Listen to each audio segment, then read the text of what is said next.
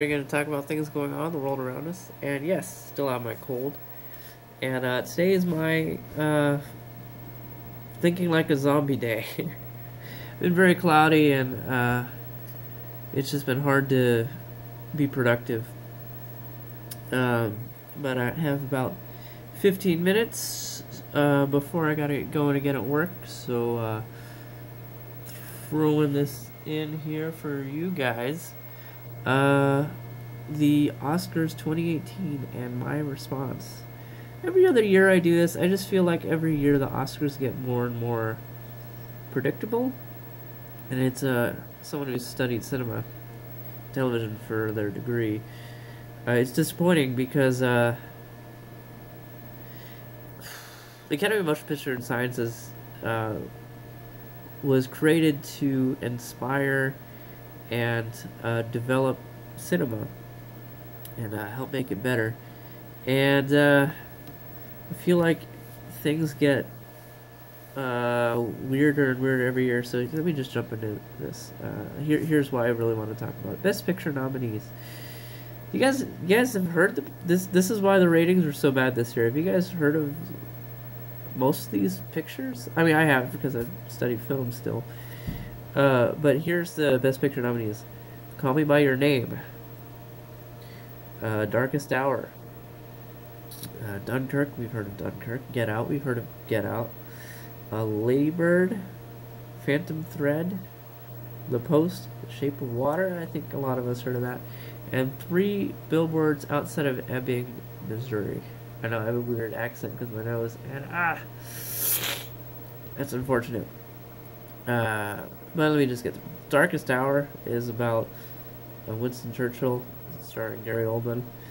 And Phantom Thread is about a guy who makes costumes, I guess, starring Daniel Day-Lewis. And apparently, to my understanding, correct me if I'm wrong, it's the last performance by both Gary Oldman and Daniel Day-Lewis. I think Gary Oldman for sure. Amazing actor. He was in the Dark Knight trilogy. He was Alfred, was it? No, he was Commissioner Gordon. He did a really good job in that. Let me continue.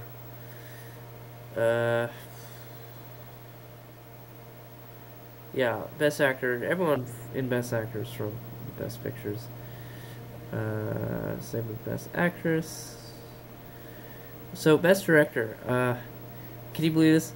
Get Out, I understand, was a very good movie. I didn't see it. But it's Jordan Peele's first movie. And he's really out of place for him, but he did a great job directing it. Yet he's somehow nominated for Best Picture, Best Director, and The Shape of Water, Guillermo del Toro, Dunkirk, Chris Nolan. I honestly hope Chris Nolan wins, because he's made a lot of great pictures, and Dunkirk was no exception to that trend. Forget supporting. Oh, here's one thing I want to say about supporting. It is an atrocity that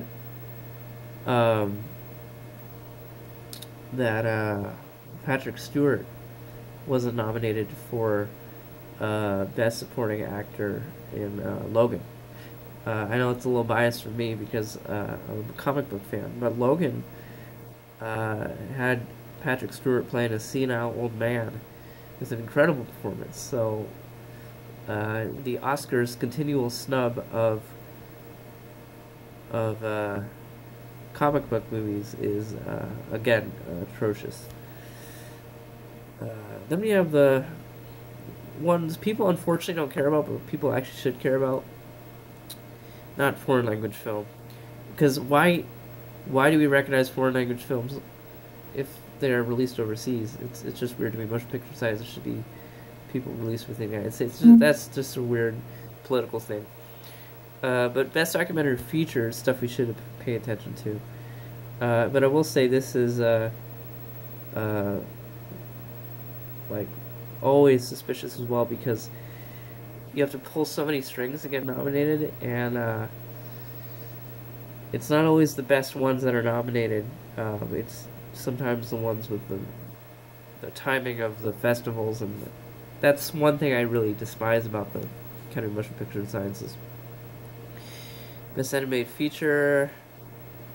Didn't know this. The Boss Baby is nominated for best animated feature. That's absurd.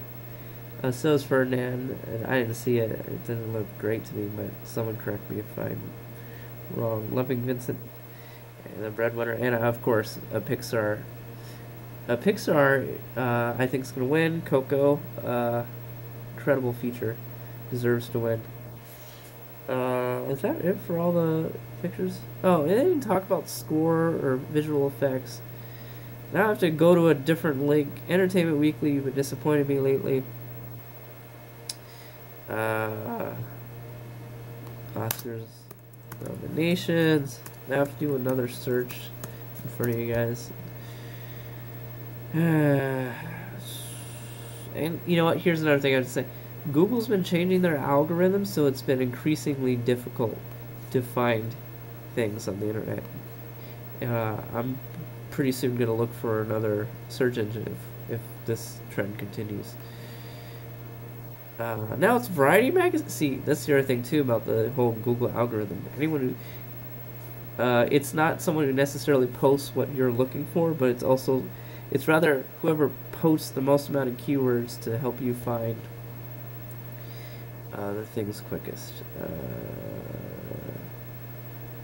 Okay, back to it. Okay, this stuff actually is the stuff I care about. Is we'll call it the under the line. I know if you're a cinematographer, editor, you're above the line, but I'll just call it the under the line nominees. Original screenplay. If you're a screenwriter, you're above the line. But let's see. Shape of Water, I think, is gonna win. And I can't believe the other ones are nominated. Okay, so the Three Billboards Outside of Ebbing, is that the one where it's about two guys on a peach farm having gay sex? So here's a bit of the Oscars. If you're still with me, awesome. Let me just tell you, a trend in the Oscars is whatever's like most socially activisty gets nominated. And, I mean, it's why, what movie was that where, the two guys were having, a Brokeback Mountain. That is a terrible movie, just saying. And I'm assuming the two peach farmers having sex, one of them under 18, by the way. Why is that even nominated for anything? It's absurd to me. I honestly, original screenplay, I hope what wins is Get Out, because it is actually very original. Now, under cinematography, it's stuff I care about. Okay.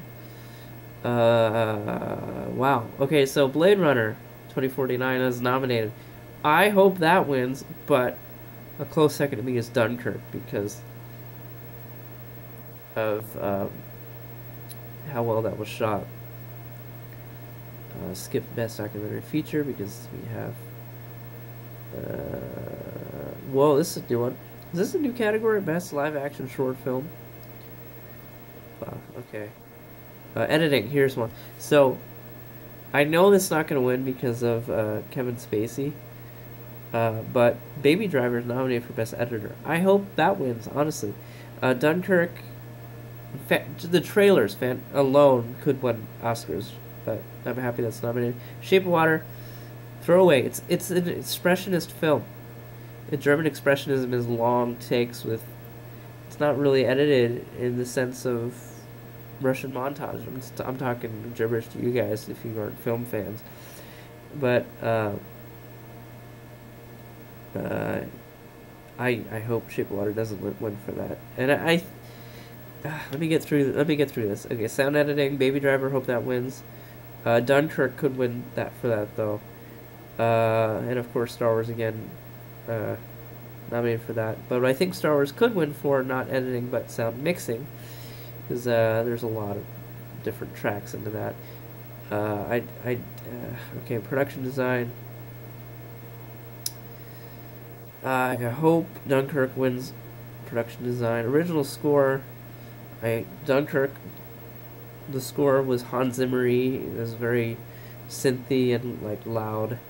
Uh, Star Wars, John Williams. John Williams has been nominated, by the way, more than any other uh, director. No, sorry, more than anyone else in Oscar history. John Williams has been nominated and won more Oscars than anyone. John Williams, and he makes a good product. He made the Olympic theme, made Harry Potter theme, Indiana Jones, Jurassic Park, Star Wars, Jaws, most Steven Spielberg films.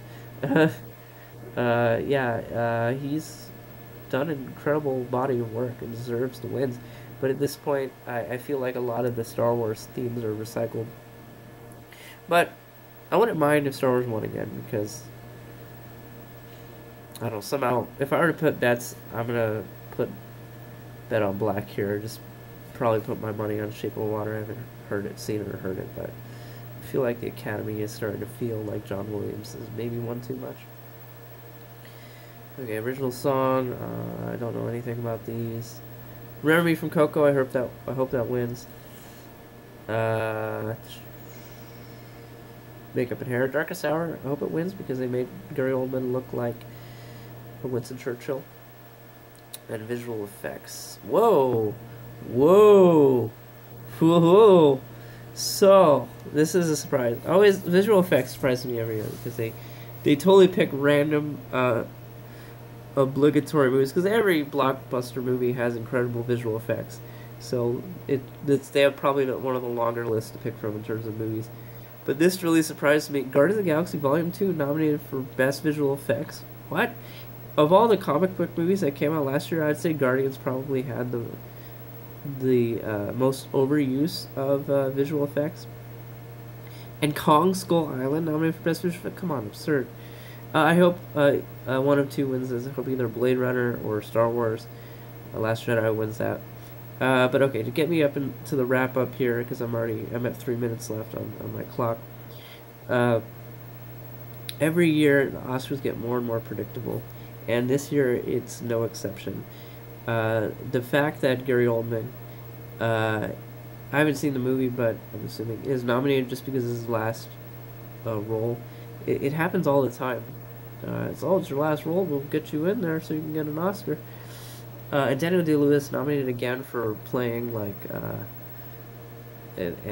just an absurd, or not absurd, just for playing like a guy who designs costumes. I understand Daniel Day-Lewis is like the best at becoming the character he is, and that's what acting's about. But it's not proper for me to judge because I haven't seen the movie, but from the trailers, just like he's playing a guy who designs costumes. Like, what happened? Like, what happened to people winning for incredible monologues? That's long since been gone. And again, I was talking about this earlier, the social justice aspect. Movies are consistently nominated for having social justice warrior themes. Like, Get Out was an incredible picture, and I understand it deserves to be nominated for Best Picture, but to throw him in as Best Director is a bit of a Hail Mary. It was a well-written script. Yeah, that deserves Best Screenplay, but there's a difference between, like, performance and what's in writing. And again, with the 3 billboards outside of Ebbing, Missouri, come on, guys. The movie that's nominated for Best Picture because yeah. Anyways, there's a reason why less and less people are watching the Oscars. It's just so predictable. It's just pardon my French in this metaphor, but it's a gigantic circle jerk. Like, the Academy of Motion Picture Sciences was created to help improve cinema, and they aren't doing that by acknowledging movies that are awesome, by picking movies that are just about the things the leftist Hollywood juggernaut chooses to talk about. It's bad. It's not a good thing. Academy of Motion Picture Science it was designed to improve the craft, not to incentivize people to make movies about social justice. But as far as next year, I honestly still hope that Black Panther is at least nominated for Best Costumes. Just saying. Not the best CGI though. The more I think about it, and I might go see it again to really properly judge. CG visual effects not so good. Anyways, that's it for me. I'll catch you guys in the next one.